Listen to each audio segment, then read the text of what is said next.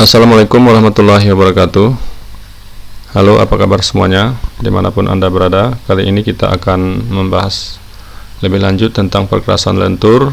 Dalam hal ini kita bahas metode ASTO pada tahun 1993. Metode ASTO ini diadopsi di SNI PT T01 tahun 2002B.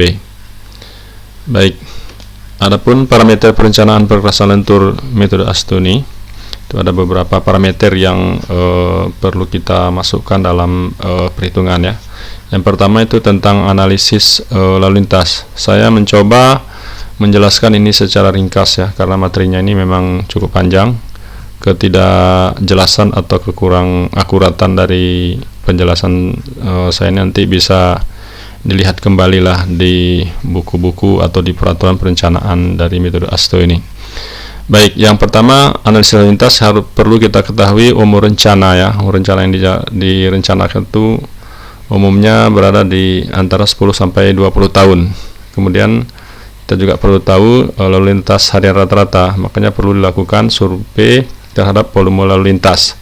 Selanjutnya pertumbuhan lalu lintas atau persen pertumbuhan lalu lintas tahunan ya. Jadi setiap provinsi itu biasanya pertumbuhan lalu lintasnya itu beda-beda. Jadi kita bisa ambil dari data sekunder.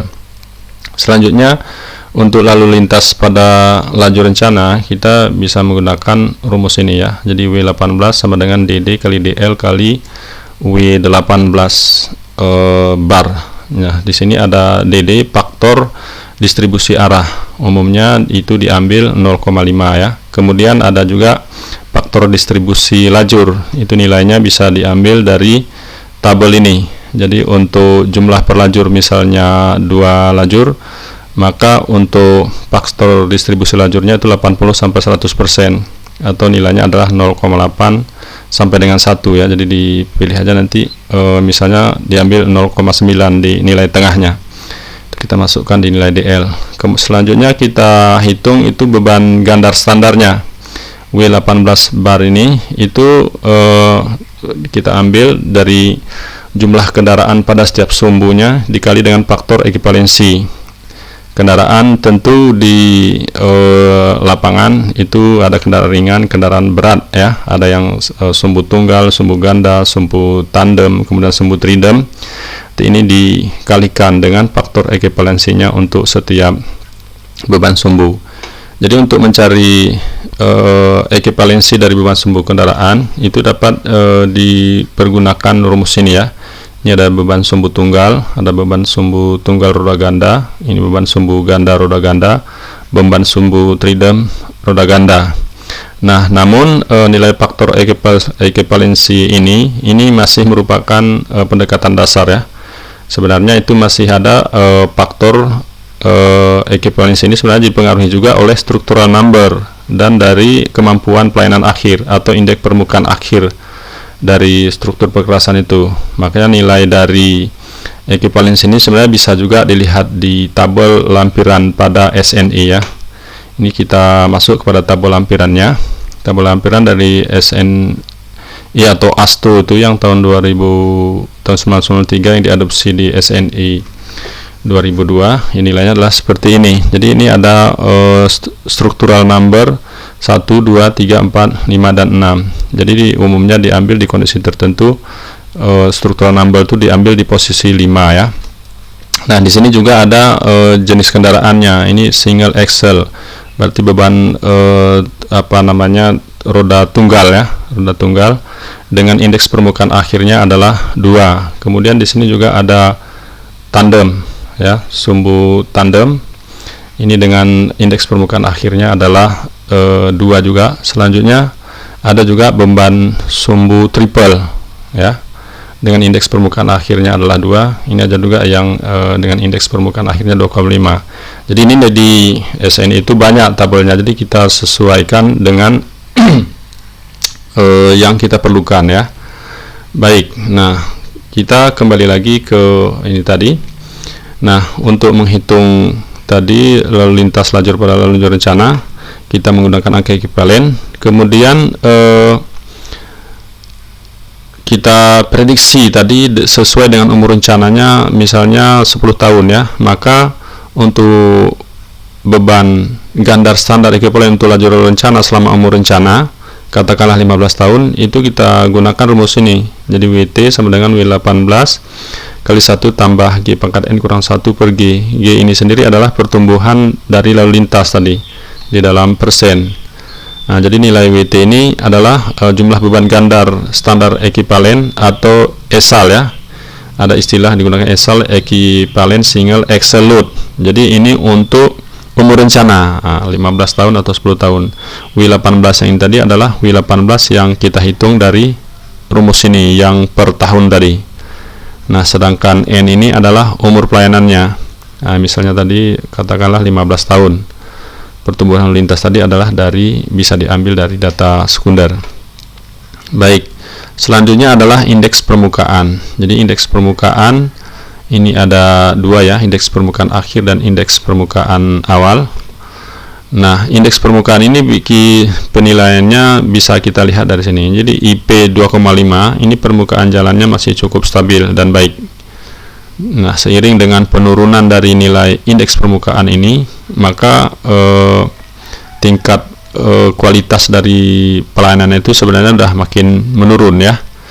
Nah, di sini juga kita lihat ada tabel 6 indeks permukaan akhir pada umur rencana.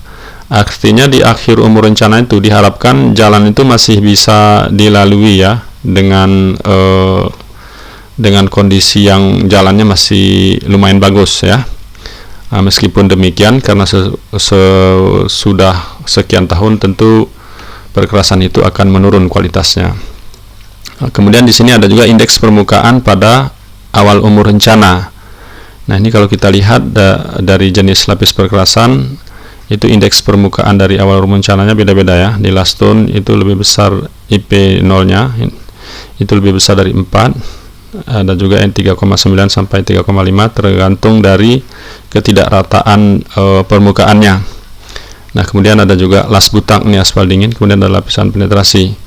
Nah, kalau kita lihat dari indeks permukaan ini terlihat bahwa di indeks permukaan awal umur rencana nilainya tinggi ya. Ini sampai 3,9, malahan ada yang lebih besar dari 4. Jadi rentang nilai dari indeks permukaan itu sebenarnya dari 1 sampai 5 ya. Nah, pada indeks permukaan akhir tentu indeks permukaan akan turun ya, karena kualitasnya turun, jadi tidak lagi bernilai tinggi seperti indeks permukaan pada awal umur rencana. Nah, kalau di sini kita lihat misalnya 3,9 sampai 3,5. Nah, tetapi nanti di indeks permukaan akhirnya dia tergantung kepada klasifikasi jalannya, itu indeks permukaannya akan cenderung mengalami penurunan. Nah, di sini yang paling tinggi adalah di jalan bebas hambatan ya, karena dia kualitas dari pelayanan lalu lintasnya tinggi, maka diharapkan indeks permukaan akhirnya juga masih tinggi gitu. Kecuali di jalan lokal ini yang lalu lintasnya rendah, indeks permukaan akhirnya itu bisa lebih rendah.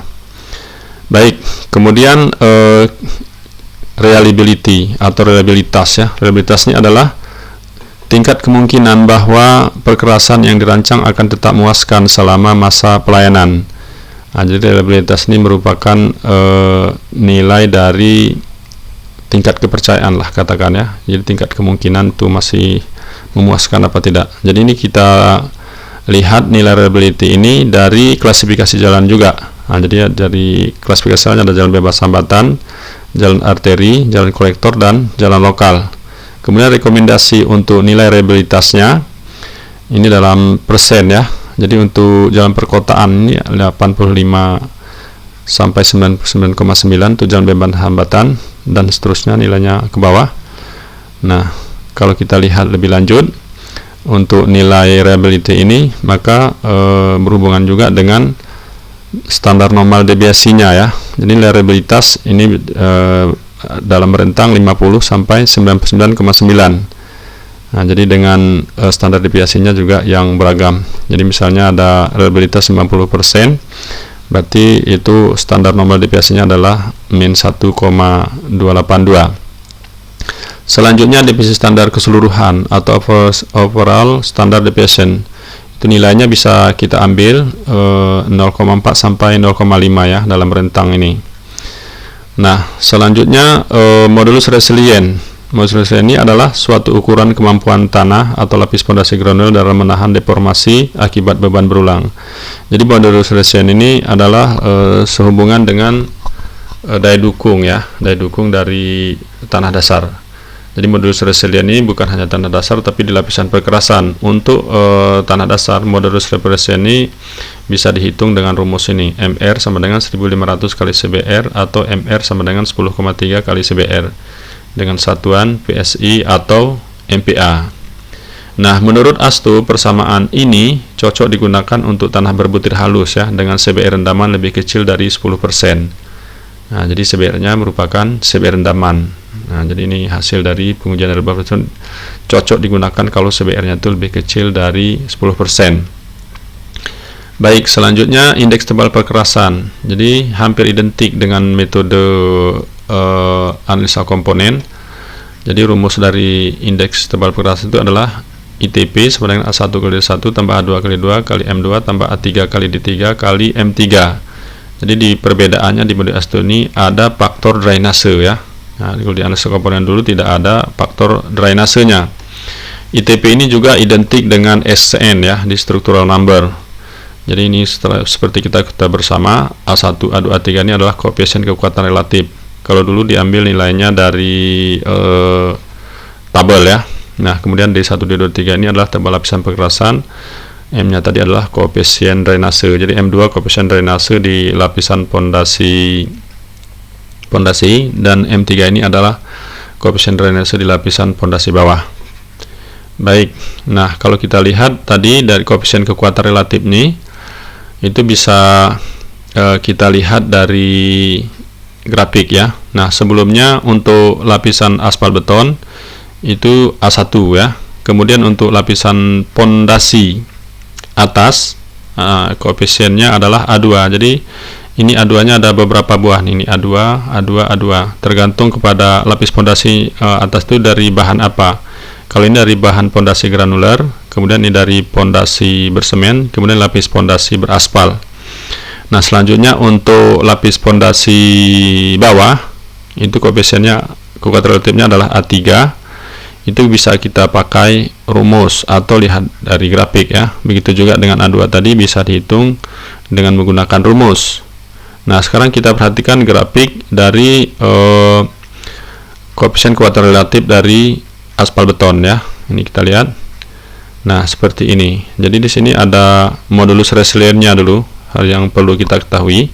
Dari modulus resilien ini nanti baru kita tentukan berapa besarnya koefisien kekuatan relatifnya dengan cara misalnya nih ada modulus modulus kekuatan modulus resiliennya ada 200.000, kita tarik ke atas, nanti di titik potong ini kita tarik sebelah kiri, maka koefisien kekuatan relatif untuk A1 nya adalah 0,3. Baik, selanjutnya kita lihat dari lapisan pondasi atas atau lapisan pondasi base ya.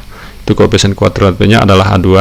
Bisa langsung dihitung dengan menggunakan rumus ini juga bisa. Jadi A2 sama dengan 0,249 log 10 IBS. IBS ini adalah modulus resilient untuk lapisan pondasi atas ya. Kurang 0,97 dalam satuan PSI. Atau bisa juga kita lihat dari grafik nih. Kita lihat grafiknya untuk A2 nih. Ini dia. Nah, jadi di sini misalnya kita punya nilai CBR ya dari lapisan pondasi atas katakanlah 70 ya. Jadi dari nilai CBR ini kita tarik ke arah kiri, nanti kita lihat di sini nih ada koefisien A2-nya.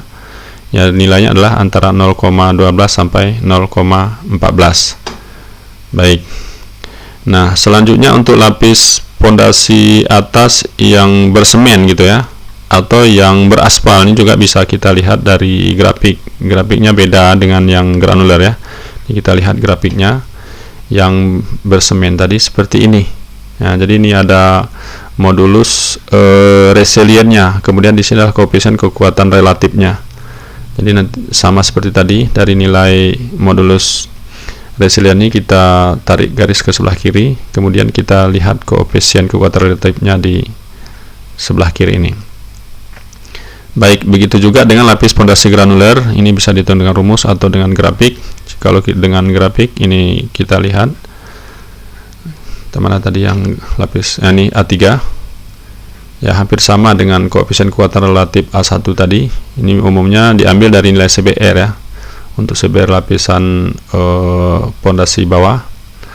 Jadi kita lihat misalnya nilai CBR-nya katakanlah 50. Nah, CBR 50 kita tarik ke sebelah kiri. Kita lihat koefisien kekuatan relatif A3-nya di sebelah kiri ya, berada di antara 0,12 sampai 14. Nah, kalau di sini kira-kira sekitar 0,13 lah, seperti itu. Baik, nah setelah koefisien kekuatan relatif kita peroleh, ini tinggal kita plot di sini ya. Ini tinggal kita masukkan. Nah, selanjutnya koefisien drainase. Jadi ini hal yang berbeda dari analisa komponen ya. Nah, sekarang koefisien drainase ini terlebih dahulu kita lihat kualitas drainasenya. Jadi kualitas drainase ini indikatornya atau parameternya adalah dari baik sekali sampai jelek sekali. Kualitas drainase dikatakan baik sekali jika air yang menggenangi perkerasan itu bisa hilang dalam waktu 2 jam ya. Nah, kalau jelek sekali itu air tidak akan hilang gitu, jadi masih tetap ada di saluran drainasenya gitu ya. Nah, kemudian untuk koefisien drainase ini itu kita ambil dari tabel ini. Nah, dari tabel ini nanti kita lihat juga kualitas drainasenya dulu dilihat apakah baik sekali, baik, dan seterusnya. Kemudian di sini ada persen waktu struktur perkerasan dipengaruhi oleh kadar air yang mendekati jenuh. Ini ada yang lebih kecil dari 1%, 1 sampai 5%, 5 sampai 25%, dan lebih besar dari 25%. Nah, ini umumnya dihitung dia per tahun ya, dari data curah hujan. Dihitung, nanti dilihat apakah dia lebih kecil dari 1%, 1 sampai 5%, dan seterusnya. Nah, misalnya kualitas drainasenya baik sekali, sedangkan persen waktu struktur perkerasan dipengaruhi oleh kadar air yang mendekati jenuhnya lebih kecil dari 1%, maka rentang nilai dari koefisien drainase, nilai M tadi, bisa diambil dari 1,4 sampai 1,3. Nah, seperti itu ya. Baik, nah ini kembali kita lanjutkan terhadap perhitungan tebal perkerasan. Tadi kita punya nilai ITP sama dengan A1 kali D1 dan seterusnya. Ini rumus untuk mencari tebal perkerasan ya. Tapi di metode ASTO ini untuk menghitung ketebalannya itu kita tidak masukkan kemari nilai-nilainya, tapi kita hitung terpisah gitu. Nah, jadi untuk menghitung D1 berarti tebal lapisan permukaan, itu dari angka struktural number diambil ya, yang rumusnya sama dengan D1 sama dengan SN1 per A1. A1 ini tadi adalah koefisien kekuatan relatif untuk lapisan aspal ya, atau lapisan permukaan. Sedangkan angka struktural number ini itu bisa diambil dari nomogram ini ya. Nah, jadi diambil dari nomogram. Jadi nomogram ini adalah hubungan antara reliabilitas, kemudian standar deviasi keseluruhan seperti yang kita jelaskan tadi. Kemudian juga ada volume lalu lintasnya. Jadi volume lalu lintas yang kita prediksi selama umur rencana gitu ya, yang setelah dikalikan dengan faktor ekivalensinya. Kemudian di sini juga ada model resolusinya. Jadi model resolusinya juga tergantung model resolusi apa yang kita lihat. Apakah lapisan pondasi atas, lapisan pondasi bawah gitu kan. Nah, selanjutnya di sini ada delta PSI. Delta PSI adalah selisih ya antara indeks permukaan awal dikurang permukaan akhir. Jadi di sini nanti bisa dilihat nih delta PSI-nya itu, atau loss visibility index-nya ya. Itu ada 0,5, 1, 1,5, 2 dan 3. Nah, cara melihat grafik ini, nomogram ini ya dari reliabilitas yang ditentukan ya. Tadi misalnya berapa persen, katakanlah 90% misalnya. Kemudian ada standar deviasinya. Nanti kita ikuti sesuai dengan arah panah ini ya, nilai-nilainya, sehingga nanti untuk struktural number-nya itu diambil di bagian ini ya, jadi ikuti arah panah. Baik, kita kembali lagi ke menghitung tebal perkerasan tadi. Jadi untuk menghitung lapisan permukaan atau lapisan aspalnya adalah SN1 per A1. SN1 diambil dari nomogram ini tadi ya. Nah, jadi kita ambil di posisi ini. Kemudian A1-nya itu tadi sudah kita perlihatkan melalui grafik yang di atas tadi. Selanjutnya untuk menghitung tebal lapis base ya, itu dihitung dengan rumus ini, D2 sama dengan SN2 kurang SN1 bintang per A2 kali M2.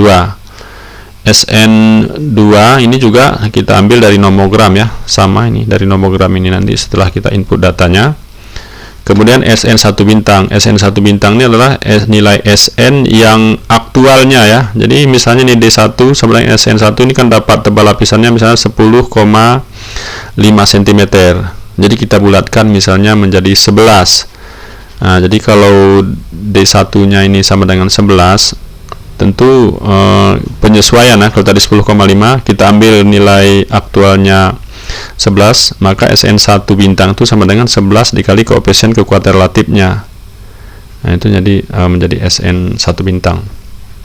Atau D2 itu bisa dihitung dengan rumus SN2 kurang A1 kali D1 bintang per A2 M2. Nah, D1 bintang itu adalah D1 aktualnya. Nah, angka pembulatan yang kita besarkan, kalau tadi 10, dapatnya misalnya 10,5, kita bulatkan menjadi 11 cm misalnya, maka di sini diambil yang nilai 11-nya. M2 ini adalah koefisien koefisien drainasenya yang diambil dari tabel di atas tadi. Begitu juga dengan angka structural number SN3 untuk menghitung tebal lapisan subbase-nya ya. Nah, jadi ini rumus-rumus yang bisa digunakan. Mungkin untuk lebih jelasnya nanti kita tampilkan kembali video tentang contoh perhitungan tebal perkerasan secara real. Jadi ini secara konsep ya seperti itu ya. Kemudian syarat dari tebal perkerasan ini juga ini harus kita perhatikan ya. Jadi untuk nilai D1 bintang itu harus lebih besar dari SN1 per A1. D2 bintangnya SN2 per S1 bintang per A2 kali M2 dan seterusnya. Nah, jadi selanjutnya untuk tebal minimum ya, lapisan permukaan aspal beton itu bisa dilihat dari tabel ini. Jadi kita lihat misalnya untuk dari bahan aspal misalnya, aspal beton, maka kita perhatikan lalu lintasnya itu volumenya dalam equivalent single axle-nya berapa besar dia. Nah, misalnya setelah kita teliti lalu lintasnya setelah dihitung selama umur rencana itu ada 100.000 esalnya ya. Nah, 100.000 kendaraan lah yang sudah dikalikan dengan faktor ekivalensinya. Maka untuk 100.000 posisinya berarti dari rentang 50.000 sampai 50.000 ya. Jadi berarti untuk ketebalan aspal betonnya itu ya 5 cm atau 2 inci gitu. Nah, sedangkan untuk lapis pondasi agregatnya ketebalan minimumnya adalah 10 cm atau 4 inci. Nah, dan seterusnya ya. Nah, jadi untuk perhitungan tebal perkerasan dengan metode ASTO ini secara umum gambaran seperti itu. Mudah-mudahan bermanfaat. Kita ketemu kembali di video berikutnya. Terima kasih. Assalamualaikum warahmatullahi wabarakatuh.